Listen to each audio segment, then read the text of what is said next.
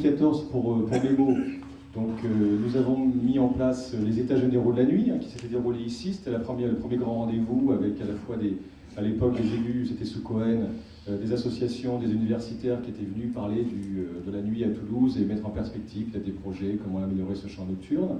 Dans la foulée, après, on avait rédigé et remis un livre blanc de la nuit, qui était un recueil, qui est toujours un recueil de 80 témoignages d'acteurs, travailleurs de la nuit dans tous les secteurs, les transports, la sécurité, la culture, la santé. Et puis, j'avais rencontré aussi tous les candidats municipaux, c'était donc juste au mois de février-mars, devant les médias, pour leur poser des questions sur la nuit, qu'est-ce que la nuit pour eux, et puis est-ce qu'ils avaient pensé à inscrire un chapitre sur le champ nocturne dans leur programme.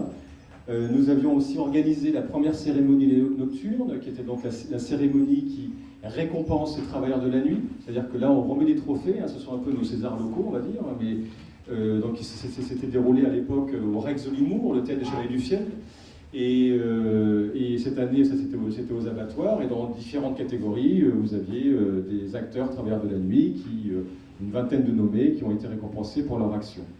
Et puis en 2000, vous voulez prendre la parole peut-être? Non, je voulais seulement passer. Ah ben oui, d'accord, mais je vous en prie, allez-y, Nicolas, monsieur vous passez. Voilà. Il va repasser, il va repasser parce que... Donc, et puis, donc ça c'était les actions en 2014. Après on est arrivé en 2015 et là on est passé à la vitesse supérieure où il a été nécessaire par rapport à des gros projets, notamment ce projet d'édition du guide de prévention des risques Toulouse en mode nuit qui représente un coût important, tiré à 100 000 exemplaires, diffusé dans 400 lieux à Toulouse. Il a fallu réunir des partenaires. Et donc, nous avons rassemblé une bonne vingtaine de partenaires dans tous les domaines. Alors, bien sûr, je dis bien sûr, non, c'était pas évident, mais la préfecture nous a soutenus. Là, je parle de partenaires financiers, parce qu'il y a des gens qui nous ont soutenus moralement, bien entendu, notamment les associations de prévention des risques, comme ACT UP, la prévention routière, l'ARPAD, Clémence Isor et l'APF, les Paralysés de France, qui nous ont accompagnés dans la rédaction de ce guide. Mais sinon, en termes de financement, oui, la préfecture a été présente. Vous avez aussi l'ARS, qui est l'Agence régionale de santé Midi-Pyrénées, la mairie de Toulouse, le conseil régional qui est venu après, la région est venue après sur la cérémonie nocturne, mais ensuite différents acteurs du monde économique.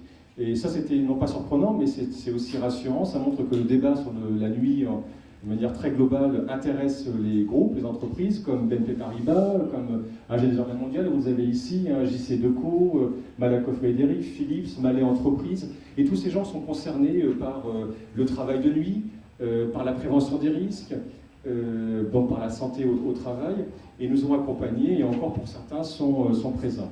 Alors ça a été une première étape sur le premier semestre avec la cérémonie nocturne, mais dans un second temps, bien, nous avons aussi d'autres projets, actuellement des études qui sont en cours de réalisation sur l'économie nocturne, savoir combien pèse l'économie nocturne, et ici il y a des représentants bien entendu, sur l'agglomération, ce qui englobe Toulouse Métropole, le Sicoval et la CAM. Voilà, c'est trois territoires, donc c'est assez vaste. Et par voie de conséquence aussi, nous saurons bientôt combien nous avons de travailleurs de nuit à Toulouse et de soirée. Je dis bien de soirée et de nuit parce que le calcul se fait de 21h à minuit et de minuit à 6h du matin, enfin 5h du matin, ça dépend parce que les statistiques c'est un peu compliqué. En gros, le travail de nuit, plan légal, c'est 21h, 6h du matin. Donc on aura des chiffres bientôt et nous saurons si nous avons peut-être 50, 80 ou 100 000 personnes qui travaillent la nuit, ce qui pourra nous permettre dans un second temps d'impulser des préconisations en matière d'amélioration peut-être de la vie la nuit, y compris donc bien sûr pour les salariés. Ensuite, rapidement, en termes d'autres projets, nous travaillons sur un livre blanc dédié au travail de nuit, donc il y aura une série de portraits de travailleurs de nuit dans tous les secteurs, et là nous donnerons aussi la parole. C'est un sujet aussi chaud que je dirais les sujets autour du transport. C'est bien sûr les conséquences du travail de nuit sur la santé. Est-ce qu'il faut qu'on ait une société qui de plus en plus aille dans une direction de croissance du travail de nuit? Est-ce que c'est un modèle de société? Parce que finalement, on bouscule complètement nos rythmes biologiques, c'est pas forcément en effet très équilibré tout ça.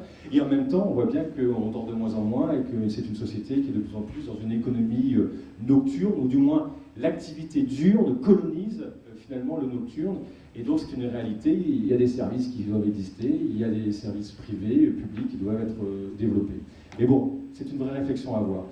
Donc ce livre blanc de la nuit, et puis dans un second temps, nous aurons alors après le grand rendez-vous dont j'ai parlé tout à l'heure, ce sont les assises européennes de la nuit, donc avec ce rassemblement de métropoles, d'associations aussi, les ministères aussi que nous souhaitons inviter, que nous avons déjà rencontrés, la santé, l'éducation, j'en oublie la ville, le travail. Donc tous ces ministères ont été sensibles aux actions de l'association Toulouse Nocturne, mais aussi sont intéressés de voir qu'une ville comme Toulouse porte ce débat du droit à la vie de jour comme de nuit. Et ça, c'est assez exceptionnel qu'en 18 mois aujourd'hui, eh bien, il y ait autant de résonance que finalement eh bien, nos projets sont devenus des réalités, qu'il y a une écoute de la part des collectivités, une écoute de la part des entreprises, et que les citoyens toulousains, aujourd'hui, aussi nous appellent. C'est-à-dire que c'est même surprenant, on me passe des coups de fil parce qu'il y a un problème, place Occitane, parce qu'il y a un bar de geek qui met le bazar à 3h du matin, alors qu'auparavant c'était un restaurant tranquille, et on me demande qu'est-ce que vous pouvez faire, M. Vidal? Ce que je peux faire, en résumé, vous avez une charte de la vie nocturne, déjà il faut la lire, elle a été prévue pour résoudre des problèmes de voisinage. Et puis vous avez aussi un élu, un maire de quartier, et puis vous avez aussi un élu qui est M. Bolzan en charge des commerces. Et puis voilà, il y a des ressorts aussi, il y a des syndicats, il y a un représentant ici, le SINORCA et le MIH. Et bien tous ces gens sont là en cas de problématique de nuisance nocturne ou de gestion de conflits entre riverains et établissements, sont là pour intervenir. Donc on a vraiment des dispositifs. Et le problème, c'est que très souvent, en effet, on veut toujours réinventer quelque chose. Mais il existe, on a un vrai terreau entre la ville qui est festive, mais on a un vrai aussi terreau et des socles en matière de gestion et de dispositifs pour améliorer et gérer les problématiques de vie nocturne.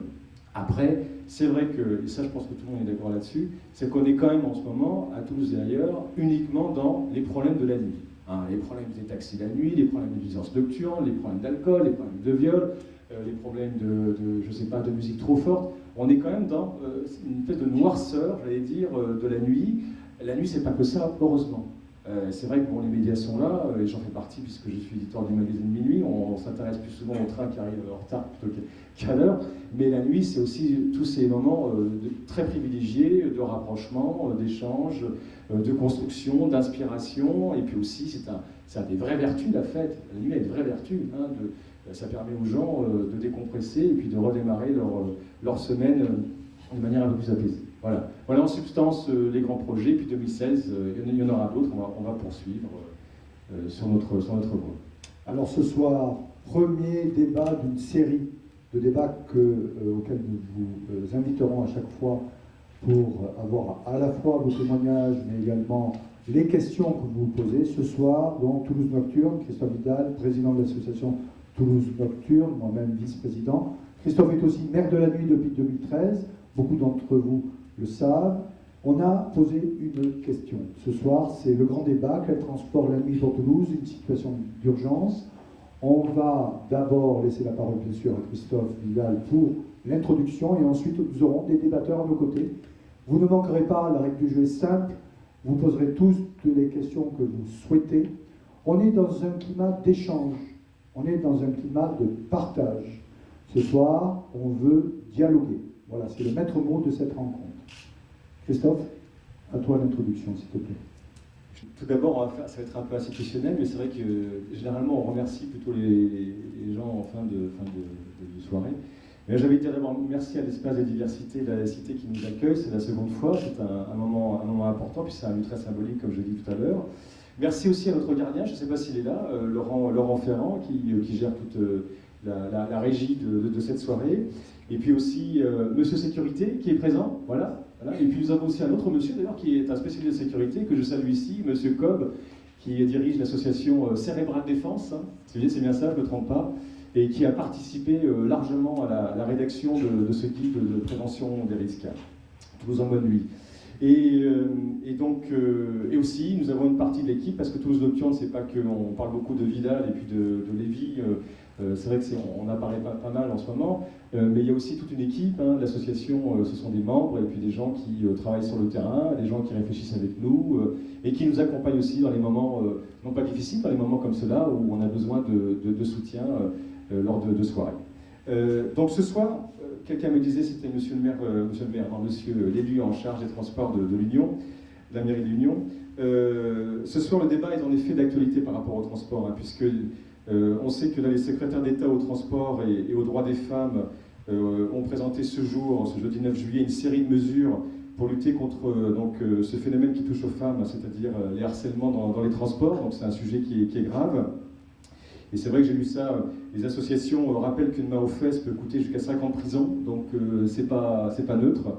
Donc nous les hommes mettons les mains aux fesses de nos femmes et pas celles des autres, c'est une recommandation. Et puis nos femmes aiment bien ça aussi, donc il faut le faire en intimité. Je déborde. Donc contrôle-toi. Très bien, je te remercie. Et donc il y a un groupe de spécialistes, je continue, mais c'est du numérique, hein. Un groupe de spécialistes du numérique qui devrait plancher sur des applications pour la sécurité des femmes. Donc là, on vient un petit peu aussi à notre débat par rapport à la Smart City, à la ville intelligente, avec des applications qui pourraient en effet nous permettre d'avoir davantage d'informations la nuit, notamment par rapport au transport. Donc, actualité aussi hein, par rapport à Toulouse, avec l'annonce très récemment par le conseil syndical de Tisséo du programme de bus Linéo pour 2020-2025. C'est pas à moi de dire, mais c'est important parce qu'il y a dans ce programme notamment une amplitude élargie de Linéo, avec de 5h30 à 12h30 chaque jour de la semaine, dès fin 2016. Donc ça veut dire qu'on voit que progressivement, la question des transports la nuit est prise en considération, mais je pense que M. Ladd pourra nous apporter quelques éclaircissements, en tout cas éclairage sur le sujet. Même si c'est en effet peut-être un étalement qui est très léger, mais c'est déjà ça. Donc ce débat, il réunit quelques acteurs. Des acteurs clés des transports qui sont là. Le département, qui est peut-être là, je ne sais pas si Mme Alric, oui Mme Alric, merci d'être là. Le département, la mairie de Toulouse et la mairie de l'Union, Tisséo, bien entendu, représenté par Monsieur Latt. Les taxis, ils sont tous les trois présents, enfin une association de la défense des taxis, mais aussi Toulouse, Radio Toulouse Taxi, hein, c'est bien ça, non, Toulouse Radio Taxi. Taxi Toulousain. Taxi Toulousain, voilà, merci. Et Capital Taxi. Et puis nous avons des sociétés de covoiturage également, d'autopartage, des acteurs du numérique, Uber qui va nous rejoindre en fin de soirée, et différentes associations comme Teenage Car, dont j'ai parlé tout à l'heure. Tous se mobilisent pour notre mobilité. Et ça, c'est très important de le souligner. Et tous ont à leur crédit d'avoir cette volonté de fluidifier nos déplacements, même si tous, en effet, ne font pas l'unanimité, et ça, nous pourrons en parler tout à l'heure, mais qu'ils soient acteurs économiques, d'ailleurs, au public, parce qu'en effet, les critiques portent aussi bien, parfois, vers Tisséo, vers Uber, vers les taxis, enfin, tout le monde, en effet, en prend un petit peu pour son grade en matière de transport à Toulouse, mais pas qu'à Toulouse. Donc, comme j'ai dit tout à l'heure, ce débat, c'est une amorce de ce qui va se passer au mois de janvier prochain, où il y aura en effet un volet sur les transports, un volet sur la sécurité aux assises européennes de la nuit. Donc c'est un point de départ. Alors je vais juste rappeler quelques petites choses. En 2014, comme je vous l'ai dit, l'association a publié un livre blanc de la nuit, hein, qui est donc ce recueil de témoignages d'acteurs, de travailleurs de la nuit dans tous les secteurs. Mais aussi, en fin de livre blanc, vous pouvez le consulter sur le site de l'association, on avait émis 57 préconisations. C'est pas mal, 57 préconisations pour améliorer le champ nocturne, donc des idées, et pour penser la vie la nuit autrement. Alors, ensuite, nous avons organisé les états généraux de la nuit. C'est vrai que là aussi, il y a eu des préconisations, mais j'ai envie de vous rappeler certaines choses. À l'époque, sur le chapitre transport, dans ce livre blanc, on avait parlé d'étaler les horaires du métro du jeudi au vendredi jusqu'à 3h du matin, et le samedi jusqu'à 4h du matin. Vous n'êtes pas sans savoir qu'en effet, depuis le 7 novembre, nous avons en effet le métro qui a été étalé de 1h à 3h le vendredi et samedi. Donc ça, ce livre blanc, il a été publié avant les élections. Donc on avait déjà largement pensé en effet, parce que c'est pas non plus quelque chose de génial, je vais dire, cet étalement des horaires du métro. Il y a d'autres villes qui l'ont pensé, notamment en Europe, mais ça veut dire que la municipalité a entendu cela, elle y a pensé, et je pense que ce discours que nous avons porté notamment pendant les municipales a été entendu. Et ce n'est pas notre discours d'ailleurs, c'est le discours des citoyens, des Toulousains, qui pendant la campagne, pendant l'élection du maire de la Nuit, on les a rencontrés sur les terrasses, et quand on a demandé c'est quoi la nuit à Toulouse, ah, les transports, il y a un problème. Premier sujet, après la sécurité, et c'est vraiment les transports qui étaient mis en avant. Après, on a parlé d'autres choses dans ces préconisations, dans ce livre blanc. On parlait de la nécessité de rapatrier les vélos, donc là on parle de JC Decaux, de Vélo Toulouse, dans l'hypercentre la nuit, pour ne pas les chercher. C'était une demande des Toulousains aussi. Là on a les transports, c'est-à-dire que c'est bien d'avoir en effet des vélos, mais est-ce qu'on en trouve suffisamment place Wilson, enfin dans les stations, dans l'hypercentre. On avait aussi souligné, préconisé de favoriser les initiatives privées de transport en mode doux, le pouce-pouce, le véhicule électrique. À l'époque, il y avait un type qui avait créé ça, il avait une petite entreprise avec deux pouce-pouce. On ne sait pas trop ce qu'il est devenu, je crois que c'était difficile, mais pourquoi pas. Ça peut être en effet un mode de transport au beau jour qui peut apporter un service aux Toulousains. On avait aussi réfléchi à proposer de développer la concertation avec l'ensemble des professionnels, taxi, VTC, vélo, et la collectivité, dans l'intérêt général. Et ça, c'est un point important, c'est l'intérêt général. Et ce soir, finalement, on est un peu là pour ça, c'est ce que disait M. Lévy, Alexandre pour les intimes, le grand pour les très intimes. Et c'est vrai que, quelque part, c'était un peu de dire, on se rassemble, on discute, et puis on ose pousser les frontières, je dirais, des transports, parce que peut-être que ce qui existe aujourd'hui n'est pas suffisant, à Toulouse et ailleurs, toujours. Après, on avait évoqué la proposition d'avoir une offre tarifaire attractive dans les parkings.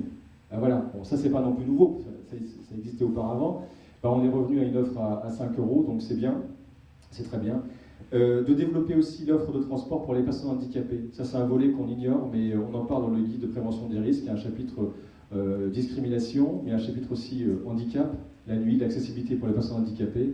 Et c'est quelque chose qui n'est pas suffisamment pensé, parce que les personnes handicapées, quand on leur dit devant un établissement, ben non mais vous ne voulez pas rentrer, vous comprenez, il y a trop de monde, vous êtes mal à l'aise, comme s'ils étaient malades. Et ils nous l'ont dit, c'est pas moi qui parle, c'est eux qui parlent. Ils disent non, on n'est pas malade, on n'est pas plus fragile que vous, les soi-disant importants. On peut rentrer et on veut sortir, on a envie de sortir. Donc il faut penser aussi à des modes de transport à développer, ou en tout cas une vraie accessibilité pour les personnes handicapées. Et puis on avait aussi souligné en termes de préconisation, il y avait réfléchir avec les taxis à des dispositifs permettant de renforcer leur présence la nuit.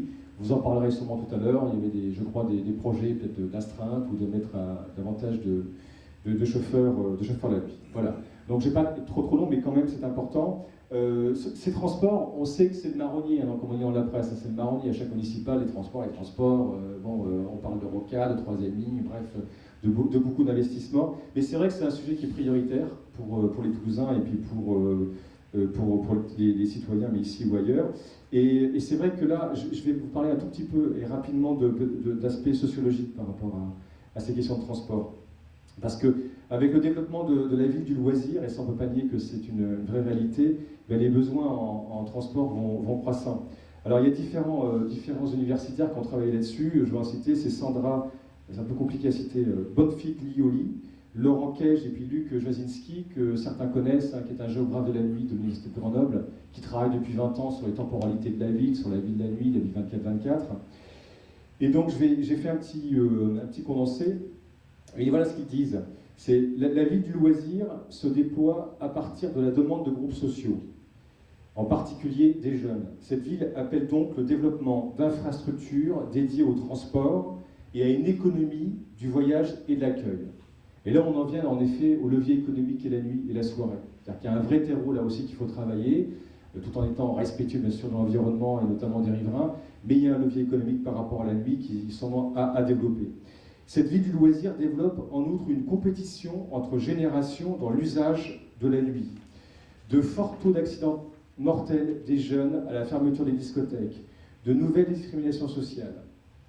Dans les sociétés urbaines contemporaines, les enjeux des mobilités et des accessibilités sont donc déterminants. Et ça, monsieur Latte, et j'imagine, madame Alaric, vous allez nous en parler au niveau départemental.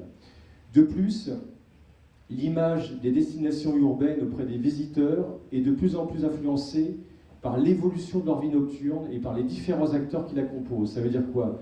Lieux de culture académique, bon, les musées et alternatifs, les commerces, le tissu associatif et bien sûr les transports. Il s'agit donc de renouveler la conception des mobilités urbaines en observant les attentes et pratiques nocturnes et en imaginant des services innovants, notamment dans le domaine des transports. Et là, j'en viens au leitmotiv, à la baseline de Toulouse Nocturne, c'est quoi? C'est le droit à la ville de jour comme de nuit. Il y a des nouvelles réalités aujourd'hui, évidemment, par rapport à cette société avec le développement des loisirs le soir et la nuit. Et donc, les transports, il faut qu'ils soient au rendez-vous. Pas de transport, pas de commerce, pas d'activité. Donc, vous êtes la clé, quelque part, aussi, de ce développement économique de la ville de la nuit. Et puis, les modes de transport urbain donc, se sont ainsi transformés en s'adaptant au développement du divertissement nocturne, mais progressivement, et là, il y a beaucoup de travail à faire. Alors, la question, ça sera la conclusion de l'introduction, mais la question importante, et puis c'est là où on la pose ce soir, c'est les transports sont-ils suffisants à Toulouse? Voilà. Est-ce qu'il y en a suffisamment?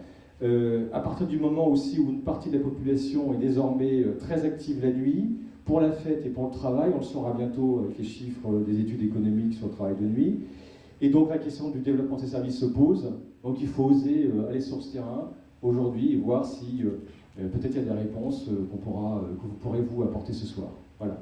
Merci à vous de votre attention pour cette introduction, j'espère pas trop longue, mais qui met aussi en perspective avec ces universitaires qui planchent sur le sujet depuis maintenant de longues années. En complément de ce que dit Christophe, merci à toi.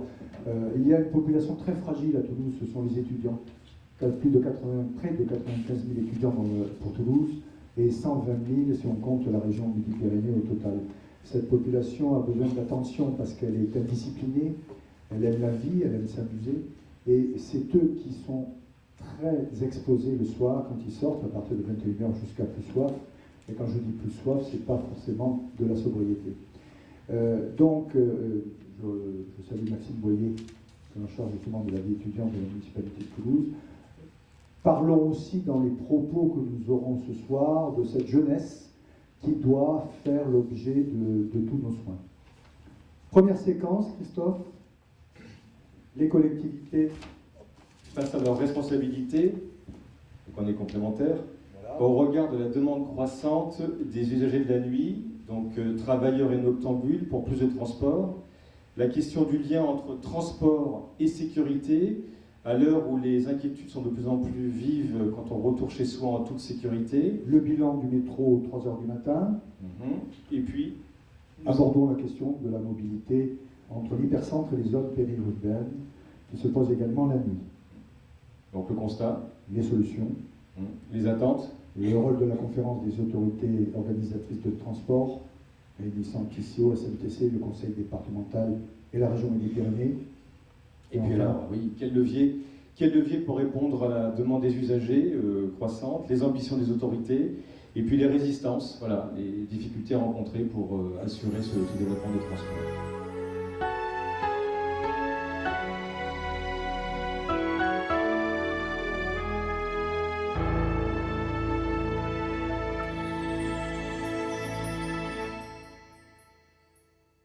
L'hirondelle déploie ses ailes, sa robe